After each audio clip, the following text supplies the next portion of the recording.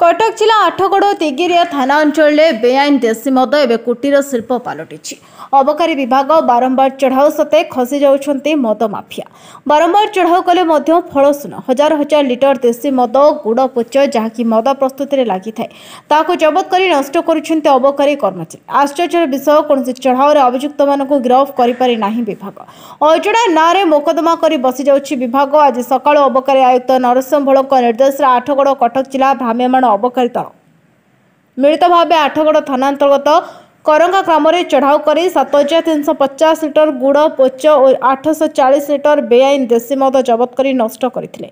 ए संक्रांत में 2 गोटी यूडी मामला विभाग दायर कर अभियुक्त मानक चिन्हट कर तदंत जारी रखिथिबा कथा आठगड़ रेंज अबकारी उपाध्यक्ष निमाई चरण सिंह सूचना देइछन्ति।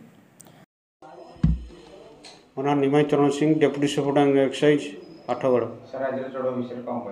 आज आम सका 6:30-7 भितर गोटे मिलित अबकारी चढ़ाऊ गोटे टीम गठन करूँ से mobile unit Cuttack Athgarh excise team एवं मिलित भाव में कुरुंगा ग्राम में चढ़ाऊ करूँ एवं कुरुंगा ग्राम निकट में थिबा काजू जंगल में चढ़ाऊ करूँ से आम 7350 लिटर गुड़ वास सहित 840 लिटर चूरा देशी मद जबत करूँ।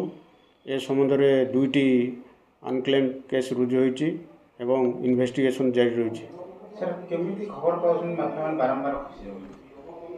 आम गला खणी केमती कौन खबर पाई आसामी आम गला को स्पॉट रे पाऊन तेणु आम बाध्य हो जिन डिस्ट्रॉय करूँ सैंपल ड्र करी अवशिष्ट को डिस्ट्रक्शन करूँ।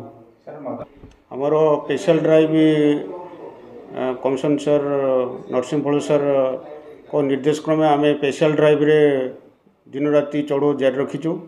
ये चढ़ाऊ आम प्राय गत 2 दिन धरी आम बहुत पुच एवं चोरा मद जबत करी केस कर सफल होइचु। आज सकाळ से भाव में चढ़ाऊ जारी करूँ ए सफल होइचु। Athgarh Divya दत्तों report नायवती TV.